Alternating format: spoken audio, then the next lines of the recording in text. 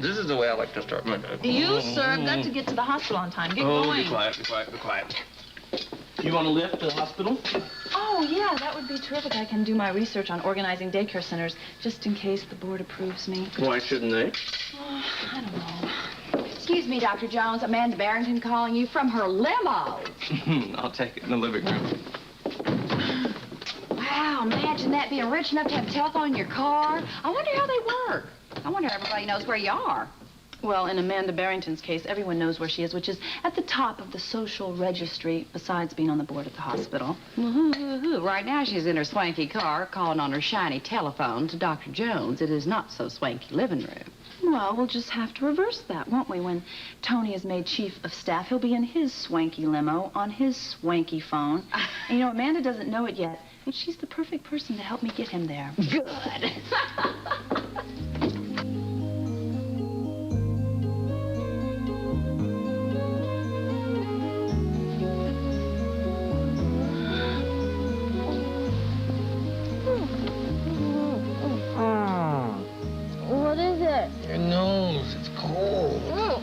You should feel my feet. Get those things away from me. They're cold.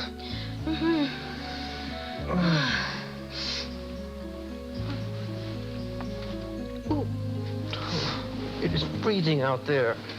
Yeah. No wonder the fire must be out. Oh, well. That settles it. What? Too cold to go out, so we're just gonna have to stay in bed all day long, huh? What, no objection, Doctor? Doctor. Hospital. Poor Charles. You know, it seems like it's a million miles away. Yeah, I know. It feels like it, too. How far are we, anyway? Oh, you said it, about 1,000,000 miles. Yeah. God, I'd hate to have to ski home. Ooh. We don't have to ski, period. Oh, no, yes, we do. I didn't spend all that money on a ski suit just to stay inside. Well, I didn't drive all the way up here on those windy roads just to ski, now did I? That's right. Have I thought about it? Buddy, I haven't been thinking of anything else since you asked for my help. As a matter of fact, I haven't been thinking of anything else since the story broke about the flood. No, once the decision is made, it's not going to be a problem getting down there quickly and getting this thing started. The decision has to be made, though. Don't push. I got to talk to my wife. I've got to convince her to pack up everything she knows and loves and move out of the country. I intend to do that. Now's a bad time. I'll talk to you again. I'll call you later. Bye. I hope you didn't hang up because of me. No, the conversation was over. You up for another one? Definitely. We need to talk. How'd you sleep? I didn't. How about you? No, I didn't. I don't particularly like sleeping alone. Neither do I. Well, we agree about something. That's a start. Maybe we can make a happy ending. I would like that very much. So would I. I'll go make us some coffee and then we'll talk. I think I found a way to work things out. So have I.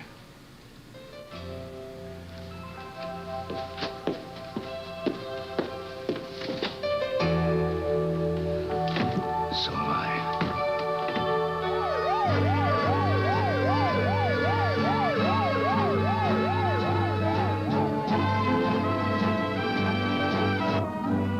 Oh, that's going to be wonderful. I really look forward to seeing you. Thank you again. Bye-bye. Well, that's a sight I never expected to see this morning. What's that? A smiling Quartermain. Well, you know what Abraham Lincoln said? He said, people are only as happy as they choose to be. He said that? Mm-hmm. Oh, and I thought it was only that 80 years business. Seriously, though, I admire your spirit. After talking to Lila last week and reading the papers, I thought I'd see none of you smile again, ever. It must be painful to end the year losing all that money, especially to a perfect stranger like that Autumn person. Well, you know, the year isn't over yet. Oh, Edward must feel like his whole life is. You'll be moving back to Kelly's, I assume. Well, you can't really assume anything where the Quartermains are concerned. I have a very good feeling that we're going to rise to the top. You see, this Autumn person that you were talking about, she's the key to the entire thing. I'm sure that she's going to ask me to manage her money. Well, as I understand it, it's all hers. Well, I wouldn't believe everything that you read in the newspapers. The Quartermains are still standing very, very strong. Oh, well, I'm glad to hear that. There are so few good families still left in Port Charles. I'd hate to see the best of them forced back to the other side of the tracks. Hello, Nurse Woodrow. Please call the doctor's lounge. Are you in pain? She gives me a big pain. Well, maybe I can ease it for you. Just standing there gloating, she thinks that we're broke. We lost $50 million. That doesn't exactly make us rich. I told you I'm meeting with Autumn this afternoon. I mean, I just called and confirmed it. Well, good. I'm happy if you're happy. Why, I don't know. Because anything can happen. Just the facts, as Robert says, just the facts. And don't knock, Amanda. Why did I know you were going to go ahead and stick up for her, huh? Stuck up for you. Since when? Since she helped me convince the controller to postpone the HTI stockholders meeting. You did that? Mm-hmm. That's what I came to tell you. We've got a few weeks extension. Make you happy? I'm very happy. Good. I'm sure I'm going to have the money by then. How do you intend to get it? From Autumn, of course. Alan, don't jump to conclusions. She is going to ask me to manage her money. Why else would she want to meet with me, Monica? Hmm? You ready to go? I got to get over to the hospital. Amanda's waiting on me. Oh, well, do you have a meeting with her? No, she's just got a slight neurological problem. I told her I'd try to fit her in. And of course you will. Well, I'll try. Have either of you seen this month's medical journal? Because I couldn't find it in the living room, and I told Patrick that I would try to bring it back to him today. Well, I haven't seen it. Charlene, could you maybe look for it? Sure. Well, it's nothing serious with Amanda, is it? No, I don't think so. Well, but you need to make time to fit her in, because I don't know how many people she really has that she can depend on. She's got lots of friends. Acquaintances, maybe, but Tony, I don't know about friends. You need somebody that really cares about you. Listen, I had this great idea. What if we invite Amanda over for dinner? Nothing elaborate, you know, simple and informal, and maybe include the Quartermains. Oh, listen, I could make my special chicken hobo. I read somewhere that prominent people that are very wealthy sometimes get so tired of all those black-tie dinners that they would just love a homey, nice, quiet evening. If you want something homey, why don't you ask Amy or Patrick or Tom and Simone? Or even better, why don't you invite Dan and Ruby over, and that'd be the perfect place for you to bury the hatchet with Ruby. Success, thanks. You ready? Why don't you go ahead? I know you're in a hurry. I thought you were going to the library. Well, I am. It's just that I remembered a few things that I need to do, so why don't you can just go on. Okay. Well, when you get to the hospital, you buzz me, and I'll take you to lunch in the hospital cafeteria. You'll love it. Oh, Bye. Bye. You have a good day. Oh, cafeteria. I bet Amanda and Monica don't go to the hospital cafeteria when they have lunch. Honey, you've got to remember, your husband is just plain folks. Oh, yeah, like Amy and like Patrick, just plain folks. Well, they're nobodies. I know I'm going to have to deal with Tom Hardy because he's the chief of staff's son and that woman he's infatuated with. As for Ruby, I would love to bury the hatchet right in her thick skull.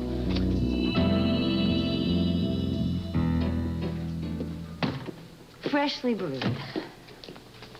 Should wake us up. I hope so. How did you hold that? It's hot. Maybe there's down a a hidden little. meaning in there somewhere. What do you mean? Well, we both got a little hot yesterday. Maybe we needed the night in separate beds to cool down. Maybe. You don't sound convinced. I'm not going to go over this again about the merits or demerits of separating every time we have a little... I don't want to argue with you now. Well, do you didn't wanna think I argue with do? you. Well, then let's stop. Cool it. We're supposed to be talking. Look, I've been doing a lot of thinking. And I think I know how to get us back on the right track again. You and I are going to make a New Year's resolution to adopt a baby in 1988. And we will start all over from the beginning. We'll go to the interviews. We'll go back to Bobbie. the old agencies. Bobbie. We can go to new agencies. Bobbie, that's not the They even solution. That's have the problem. What? What problem? Don't you see that? You don't. Bobbie, you've been so obsessed with adopting a child that you've lost your sight. You don't see me anymore. You don't see us. And we're ruining our marriage over some phantom kid. I have always wanted a child. Jake, you've always known that. What about us? What about wanting me? I do want you. I love you. That doesn't mean I don't also want a child. I thought you felt the same way I did. Jake, we have been so close to having a baby. Everything with Lucy, I thought you felt as badly about that as I did. I thought you understood how I felt. I did. Well, then why don't you understand anything now? Because you're going too far. Has it ever occurred to you that this is happening because it should? I mean, maybe the universe is trying to tell us something, that it's not time right now to adopt a child. I don't want to hear this.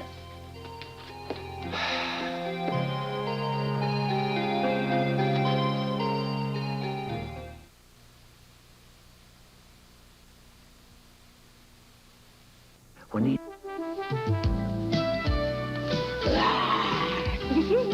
Wow!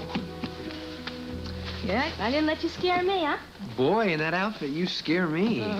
You've been trying to talk me out of cross-country skiing all morning. Boy, you look sensational. But let me tell you something. That outfit's kind of pretty. I don't know if you should go out there and get it all snowy and wet and everything. What? Oh, come on. The zipper is just great. I like this The zipper. zipper? It comes right down Oh, like no, that. wait. Keeps the cold out. That's all right. And other things, right? Huh? Uh-huh. Well, look, you can stay here if you want, but I'm going outside.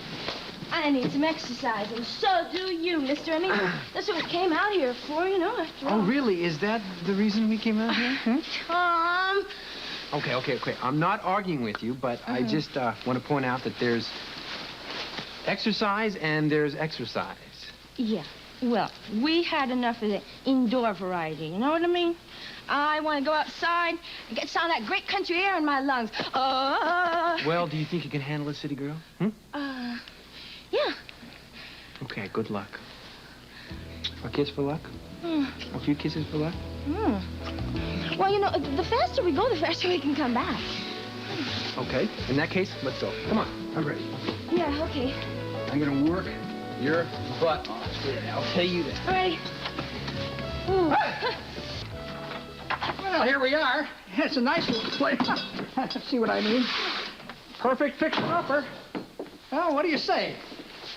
A little paint here, a little imagination. I can see that you're a man who likes the good things in life. But you gotta pay for them. You know, the place could stand some work, but... I'll take it. Well, in this condition? Give me something to do.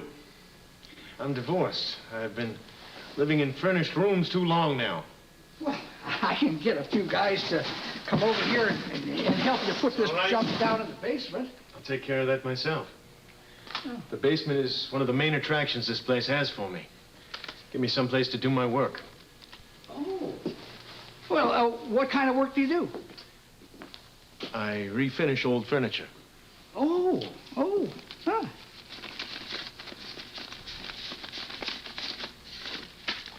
There you go. 1 month's rent and 1 month cash advance. Cash? Security. Here. I prefer cash. Did you get a bank? I understand. I know all the banks in this area.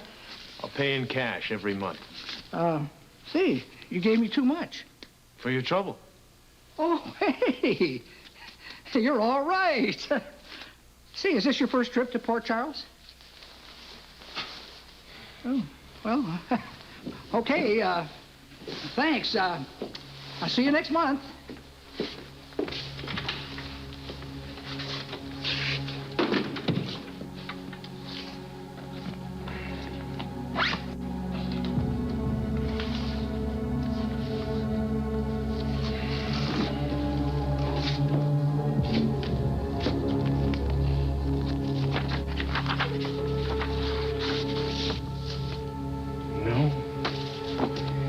This isn't my first trip to Port Charles.